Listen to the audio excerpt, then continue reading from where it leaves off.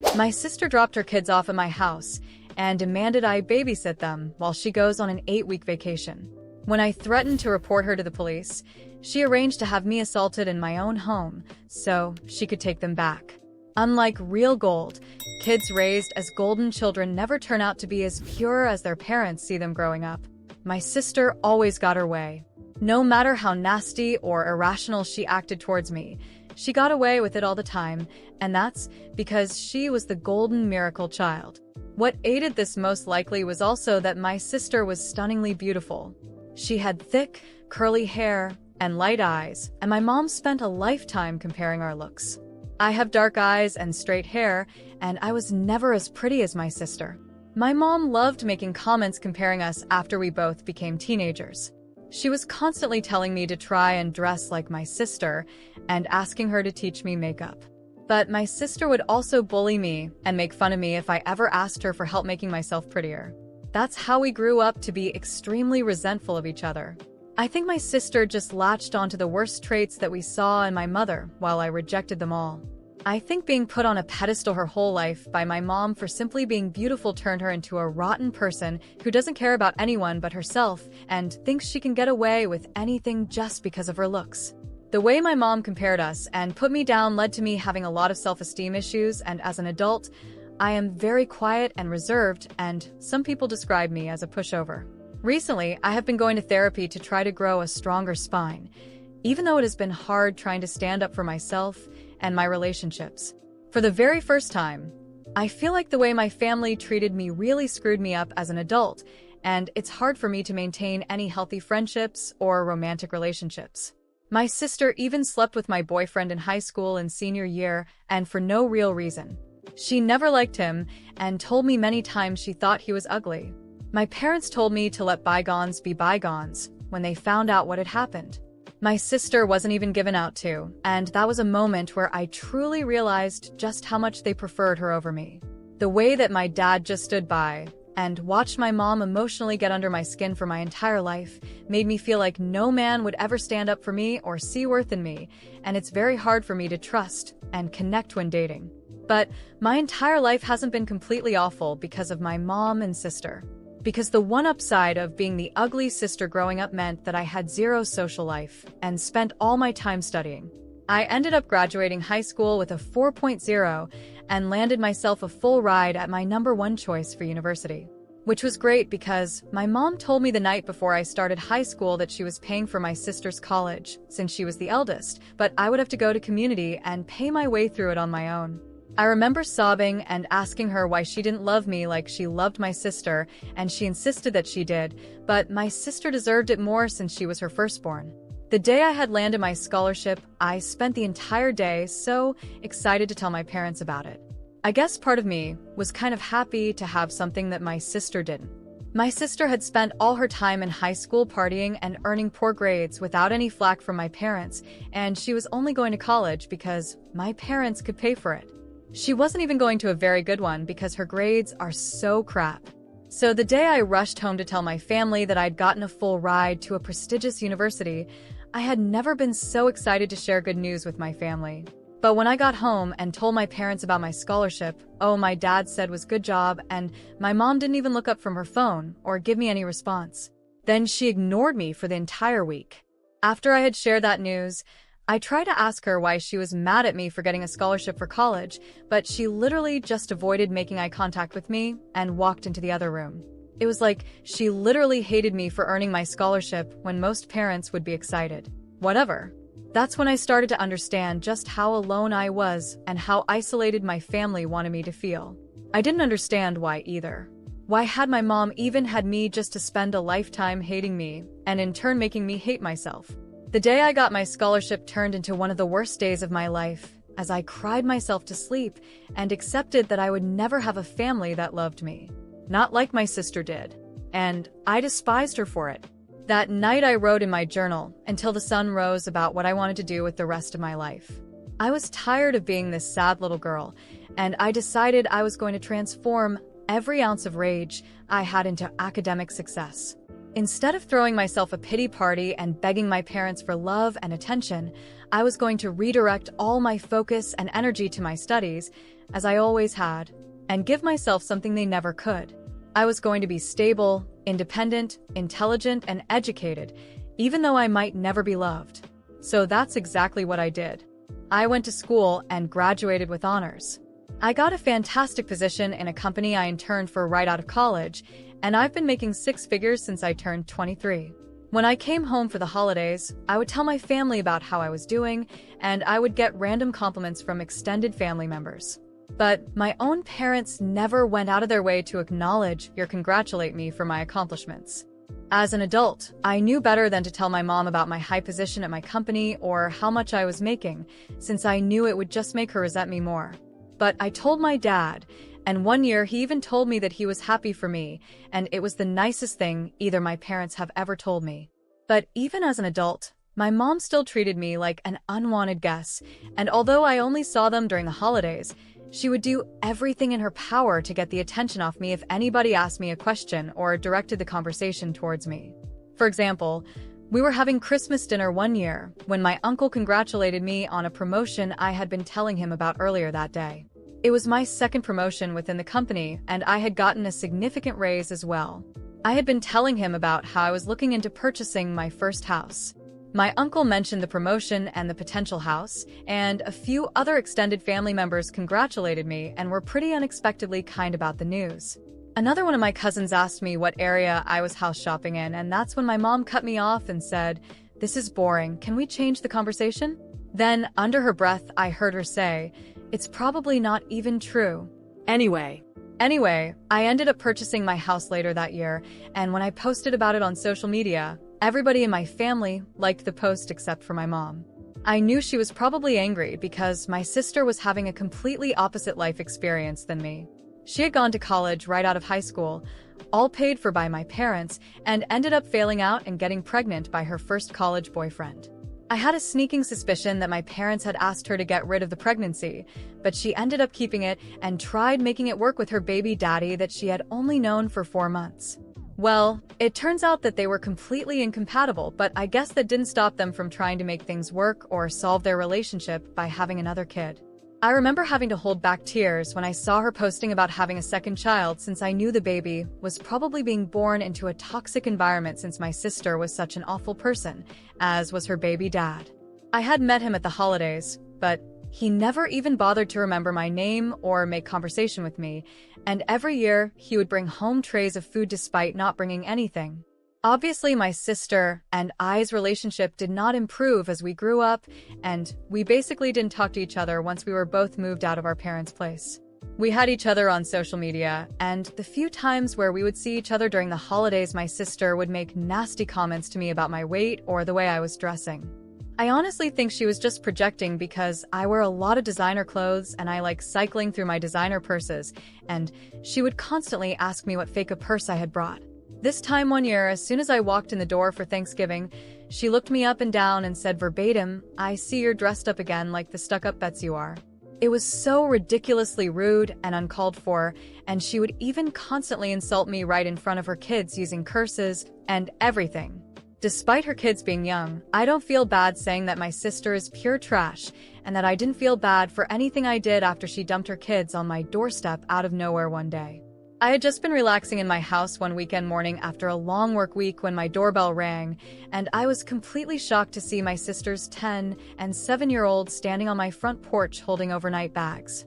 When I asked them what they were doing here, they said their mom was going on vacation for 8 weeks and that she said I was watching them. My sister and I hadn't spoken since our family's July 4th barbecue, where she told me not to have more than one plate because she was sick of staring at my muffin top. I had no idea why she thought I would be her free babysitter for 2 months. My nephews were good, quiet kids who were obviously confused as well, so I let them inside while I started calling my sister. My sister ignored my first 10 calls, but I kept at it until she finally answered. As soon as she picked up, I said that there was no way that I was watching her kids, and that if she wasn't here to pick them up herself, as soon as possible, then I will be calling CPS on her. I was literally Googling the number for Child Protective Services while I had her on speaker when she dropped a bombshell on me. Her voice got incredibly deep and scary as she blackmailed me by saying that she would call my job and inform them that I was not taking my bipolar medication and get me fired. even though my sister was an idiot who didn't understand anything about my job. My career was the most important thing to me, and I couldn't risk anyone threatening my position there. I just hung up after she said that and tried to figure out what to do next. Was going to explode from the stress. Not only could I not watch her kids, but I had a trip planned a month from then to go visit my long-distance boyfriend Eric all the way in Australia and meet his family for the first time. We had been dating for a while, and I had been anticipating this trip all year. It was so important since he was introducing me to his mom and dad, and I wanted it to go perfectly. Now my life was thrown into chaos all because of my moron sister, and I had no idea what I was going to do. I had no idea who else to call other than my mom, and I shouldn't have been surprised that she sided with my sister just like she had literally always done. I told my mom that my sister hadn't even come to drop her own kids off, and she said that they were old enough to come to my house alone. Anyway, my mom started guilting me and saying that my sister has done a lot for me, and that I needed to be there for her just this one time, since I never was. That made me lose my mind, and I screamed at her at the top of my lungs, and asked her to tell me one single time where my sister has been there for me or improved my life in any way. When I hung up the phone, my body was trembling with rage. I couldn't believe that after everything, my sister was still trying to manipulate my life, and my mom, as always, was on her side. I sat on the couch for a while, looking at my nephews. They were sitting on the floor, quietly playing with some toys they brought in their bags. I knew it wasn't their fault, but the whole situation disgusted me deeply. I took a deep breath, trying to stay calm. I couldn't let my sister get away with this time. She had crossed every line imaginable. I got up and walked to the kitchen, where I grabbed a bottle of wine. After pouring myself a large glass, I started thinking about a plan. I was tired of being trampled by her and my mom, and this time, things were going to be different. I decided I was not going to watch her kids. My life was finally on the right track, and I wasn't about to throw everything away because of my sister's irresponsibility. I picked up the phone and made a few calls. First, I called work and explained the situation to my boss. I told him that my sister was blackmailing me with false information about my mental health, and he was very understanding. He assured me that if she did call, he knew exactly how to handle it. That took a huge weight off my shoulders.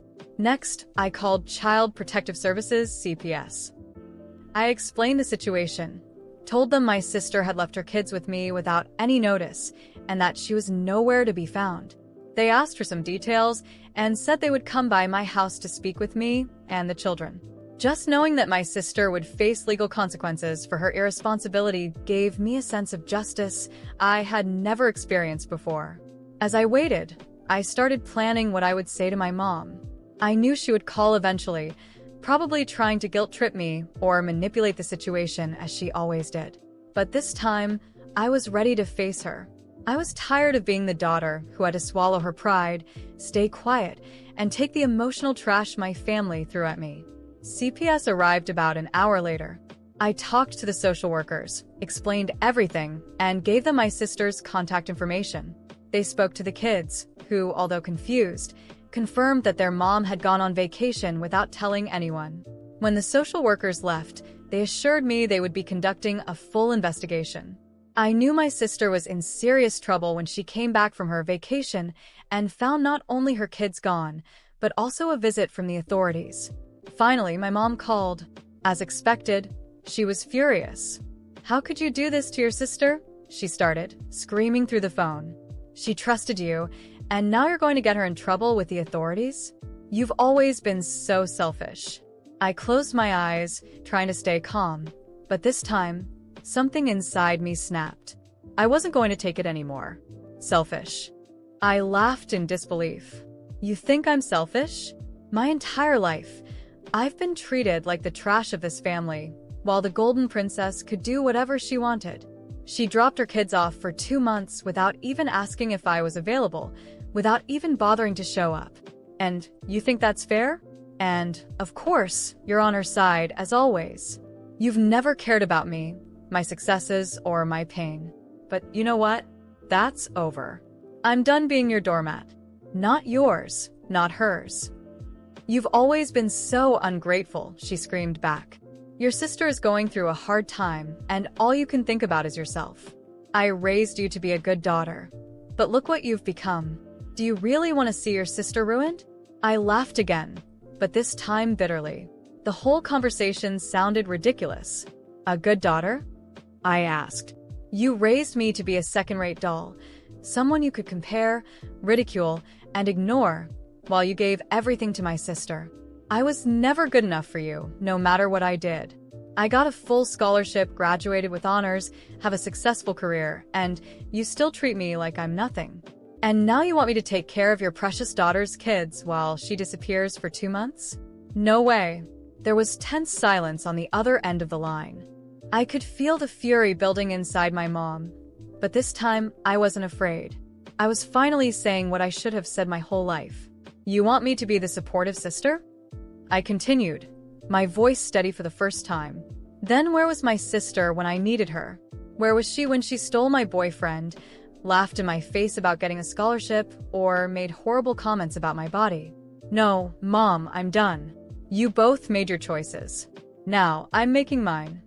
She stayed quiet for a moment, and I knew the words were finally hitting her, even if she would never admit it. Finally, she let out a heavy sigh and said, You'll regret this. Your sister will never forgive you. Well, I'm not interested in her forgiveness anymore. And if you keep defending this madness, I'm not interested in yours either.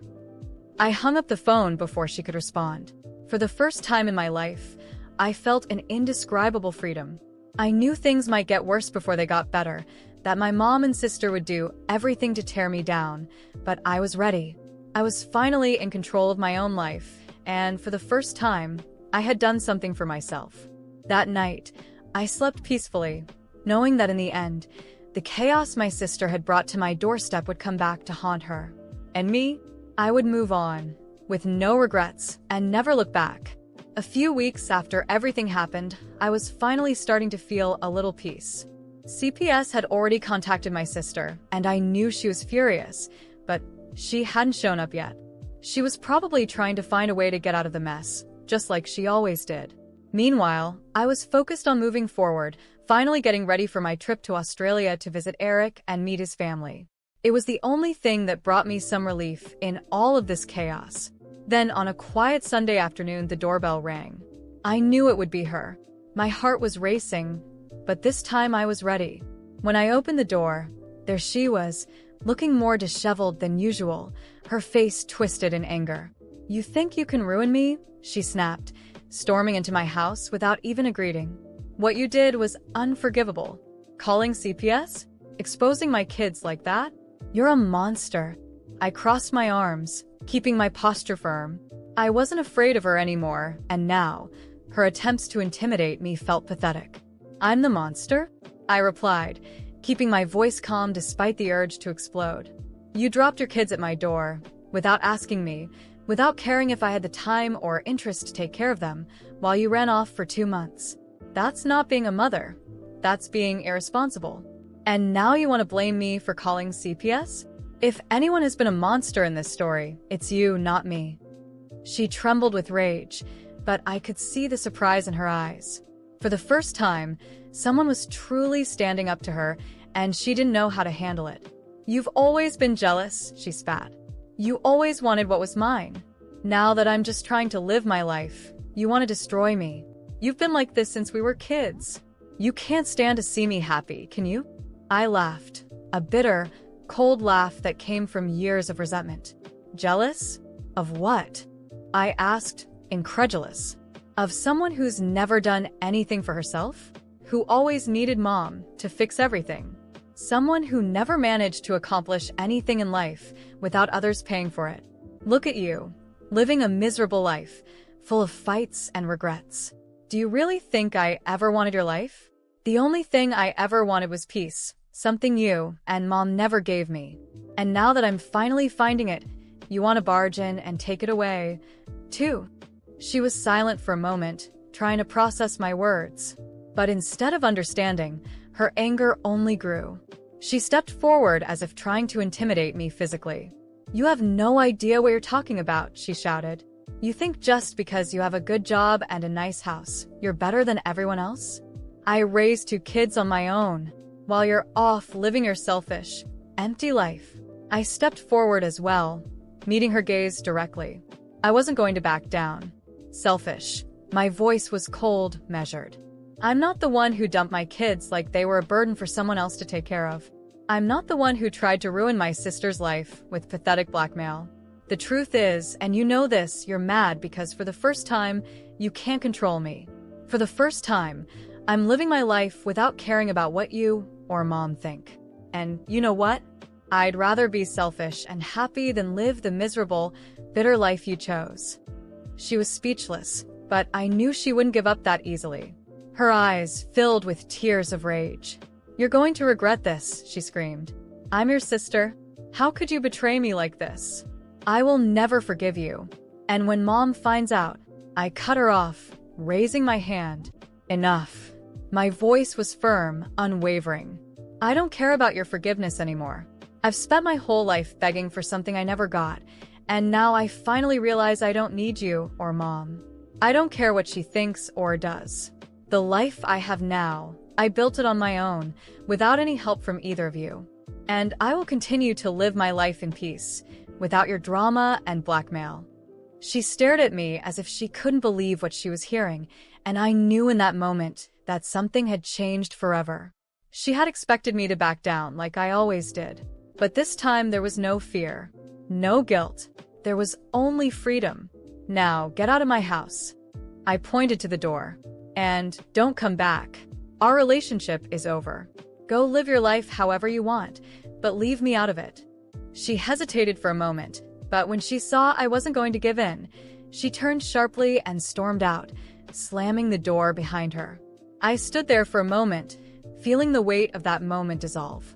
As painful as it was the first time I truly felt in control of my life. After that day, we never spoke again. Not her, not my mom. The silence that followed was strange at first, but I soon realized just how liberating it was. I was finally free from the chains my family had placed on me my entire life. As for my nephews, I truly felt sorry for them, but I knew I couldn't sacrifice my own peace to fix the mess my sister had created. It wasn't their fault, but I couldn't be the solution. And even with that difficult decision, I moved on, focusing on building a life that was truly my own. Years later, I still look back and think about that final conversation with my sister. I don't feel regret. In fact, I feel immense gratitude for finally breaking free from that toxic cycle. Sometimes, the peace we seek comes from cutting the ties that bind us to suffering, and I chose peace. And I've never looked back.